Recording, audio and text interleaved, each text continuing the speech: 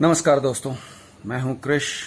मुझे अर्बन नक्सल कहा जाता है इसलिए क्योंकि मैं आम आदमी की तरफ से सवाल उठाता हूं और आम आदमी की तरफ से बोलता हूं। मैं आज आपसे एक सवाल करना चाहता हूं। आप सोचकर मुझे बताइए कि अगर किसी बिल्डर ने एक तारीख दिया है, एक डेट दिया है आपको पोजीशन देने का, अपने फ्लैट के पोजीशन देने का या डिलीवरी देने का, लेकिन अगर एक कुछ बदल जाता है, जैसे कि सीमेंट के भाव बदल जाते हैं, रेती मिलता नहीं है या कम मिलता है, या लेबर मिलता नहीं है, या फिर बैंक इंटरेस्ट रेट्स बदल जाते हैं, कुछ भी अगर बदल जाता है तो क्या बिल्डर आपको समय पर डिलीवरी दे सकेगा? और अगर वो डिलीवरी आपको नहीं देता है, आपको अपना फ्लैट नहीं देता है, तो इसके लिए क्या वो आपको किसी तरह का कॉम्पेंसेशन देगा, आपको किसी तरह से भरपाई करेगा?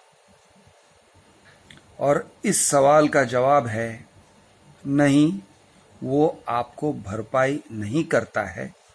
और वो साधारण तरीके से इस तरह से कहता है कि सीमेंट का भाव बढ़ गए, या रेत के अभाव से मैंने ये किया, या लेबर के अभाव से लेट हो गया, जो भी है वो कारण बता देगा, लेकिन वो आपको भरपाई नहीं करेगा। चाहे आपका फ्लैट 6 महीने लेट हो, 1 साल लेट हो, 10 साल लेट हो, आपको भरपाई नहीं किया जाता है। अब इसी बात को आप अपने तरफ से देखिए। अगर आपने अपना इंस्टॉलमेंट 1 दिन लेट किया, 2 दिन लेट कर दिया, तो बिल्डर आपके ऊपर चढ़ जाता है। अगर बैंक ने इंस्टॉलमेंट नहीं रिलीज किया किसी भी कारण से, तो भी बिल्डर आपके ऊपर ही इंटरेस्ट लगाएगा। और अगर आपने 1 या 2 इंस्टॉलमेंट्स नहीं पहुंचाए समय पर, तो परिणाम ये होगा कि आपका अग्रीमेंट वो कैंसिल करने पे आ जाएगा। बैंक्स भी ऐसे करते हैं। अगर आपने बैंक लोन लिया है और आप लोन इंस्टॉलमेंट नहीं भरते हो, ईएमआई नहीं भरते हो, तो बैंक्स क्या करते हैं? वो कहते हैं कि आपका लोन कैंसिल कर दिया जाएगा, आपका फ्लैट जब्त कर लिया जाएगा, और उसको ऑक्शन करके फिर आपके पैसे जो बचते हैं वो लौटाया जाएगा, यानी आपका हिसाब किताब होगा। लेकिन पहले वो आपको दंडित करेंगे, बहुत भयंकर तरीके से, भारी तरीके से आपको दंडित करेंगे। ये आम आदमी की बात है। यानी कि आम आदमी अपने ऑब्लिगेशंस अगर नहीं पूरा करता है तो उसको दंडित किया जाता है। अगर बिल्डर अपने ऑब्लिगेशंस पूरा नहीं करता है तो उसका परिणाम कुछ नहीं होता है। कोई बुरा परिणाम बिल्डर के ऊपर पड़ता नहीं है। जो भी बुरा परिणाम है वो परिणाम आप ही के ऊपर है, खरीदार के ऊपर है, पब्लिक के ऊपर है। अब मेरा सवाल ये है आपसे, कोरोना वायरस के कारण आम आदमी की फटी पड़ी है। छोटे बिजनेसमैन जो हैं, जिसे एमएसएमई सेक्टर कहते हैं, micro small and medium enterprises, small businessman, उनकी हालत बहुत खराब है। जो लोग सैलरीड एम्प्लॉयज़ हैं, बहुत सारे लोगों की नौकरी चली गई है, कुछ लोगों की नौकरी जाने वाली है, कुछ लोगों की हालत ऐसे है कि उनको सैलरी मिलने वाला नहीं है, या कोई भी सर्टेनिटी नहीं है कि उनको सैलरी मिलेगा, उनकी नौकरी रहेगी, कुछ भी पता नहीं है। फिर भी इन हालतों में लोगों को ईएमआई भरना पड़ेगा। हो सकता है 1 या 2 महीने की उन्हें छूट मिले, हो सकता है कि उन्हें इंटरेस्ट में थोड़ा सा छूट मिले, लेकिन उन्हें ईएमआई भरना पड़ेगा। ये जो तलवार है उनके सर के ऊपर लटक रहा है। अब मेरा सवाल ये है, अगर बिल्डर का मामला होता है तो बिल्डर के लिए बहुत सारे कंसेशंस मिल जाते हैं, और आम आदमी तो आम आदमी को ईएमआई भरना पड़ता है। आम आदमी को चाहे जितने कष्ट हों ईएमआई भरना पड़ेगा।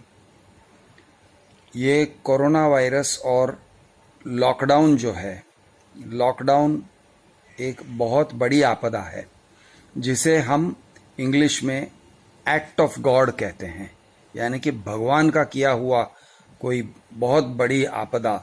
जैसे अर्थक्वेक होते हैं, सुनामी होते हैं, बाढ़ आता है तो उसे एक्ट ऑफ गॉड कहते हैं। अग्रीमेंट्स के अंदर एक क्लॉज डाल दिया जाता है ज़्यादातर तरीके से, जिसे कहते हैं फोर्स मजोरे। फोर्स मजोरे लैटिन शब्द है जिसका मतलब है एक्ट ऑफ गॉड, यानी कि भगवान का किया हुआ, जिसके ऊपर इंसान बेकाबू है। जैसे कि बाढ़, सुनामी, सूखा पड़ जाता है, महामारी को भी एक्ट ऑफ गॉड में गिनते हैं। अब सवाल ये है कि आपके ऊपर एक्ट ऑफ गॉड आया हुआ है, आपके ऊपर महामारी छाया हुआ है, महामारी से बचने के लिए लॉकडाउन हुआ है, पूरा इकोनॉमी लॉकडाउन में है, आपको क्यों ईएमआई भरना चाहिए?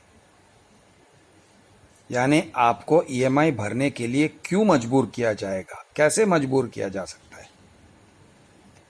मेरा मानना है कि आपको मजबूर नहीं किया जा सकता है, और अगर आपको दिक्कत हो रही है अपने ज़िंदगी चलाने के लिए पैसे जुटाने में, तो आपको ईएमआई नहीं भरना चाहिए। चाहे वो होम लोन का ईएमआई हो, चाहे वो कार लोन का ईएमआई हो, चाहे आपने रेफ्रिजरेटर खरीदा हो, चाहे आपका क्रेडिट कार्ड का बिल हो, या चाहे बिजनेस लोन या पर्सनल लोन हो, आपको ईएमआई नहीं भरना चाहिए इस समय पर।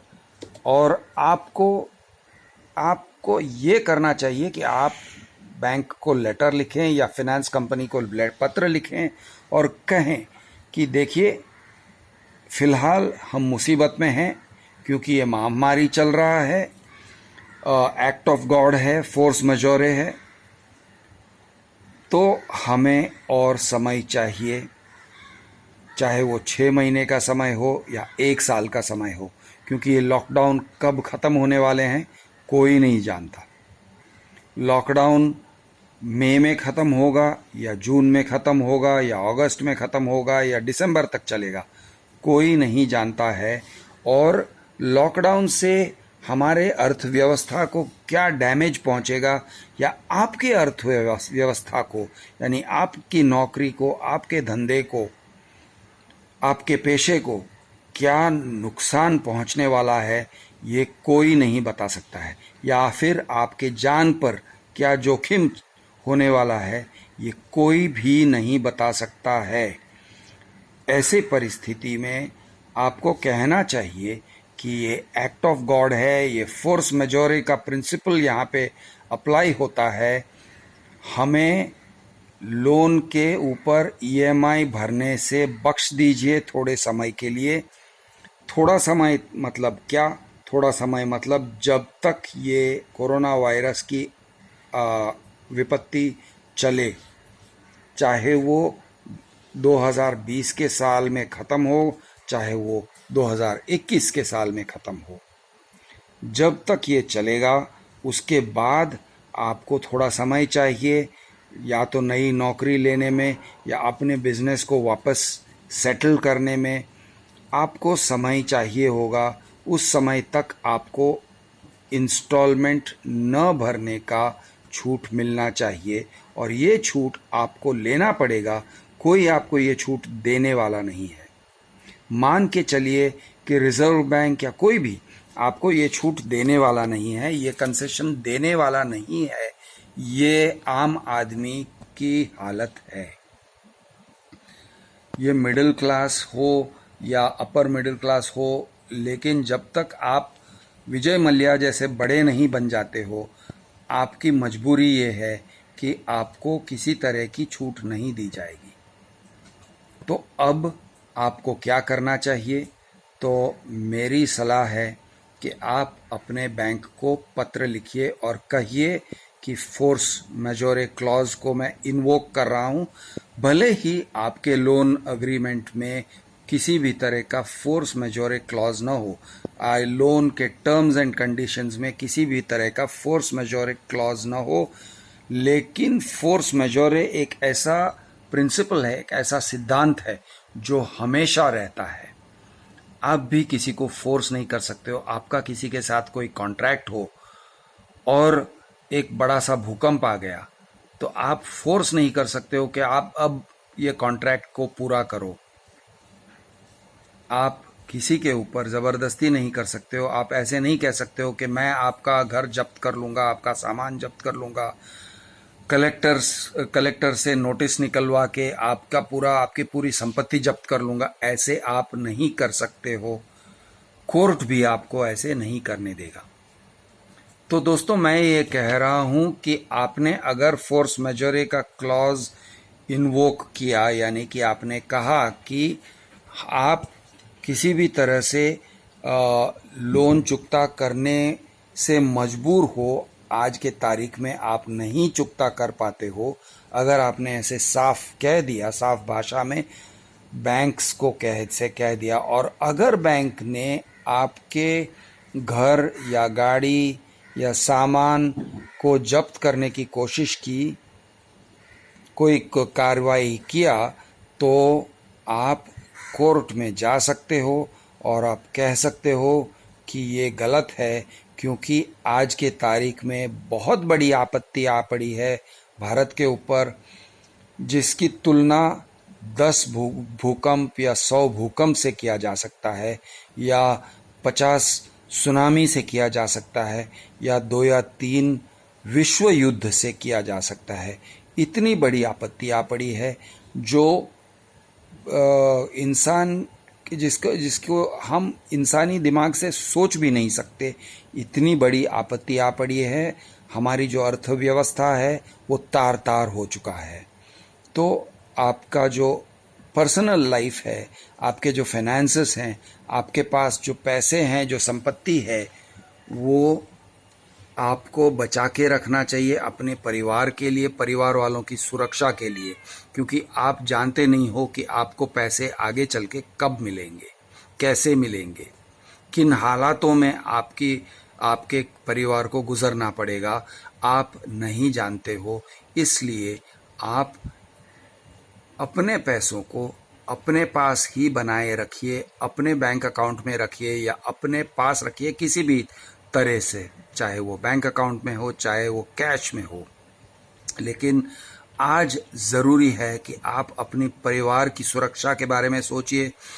रही बात आपके ऊपर लीगल एक्शन होने का, या सिबिल का रेटिंग डाउनग्रेड करने का, या आपका सामान को ऑक्शन करने का, तो मेरा मानना है कि कोर्ट भी, अगर ऐसा हुआ तो कोर्ट भी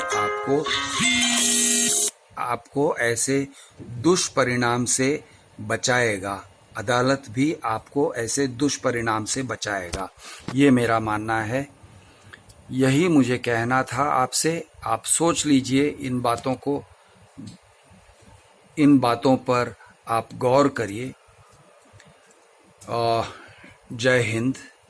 मैं हूं आपका दोस्त कृष्णराज राव, जिसे लोग अर्बन नक्सल कहते हैं।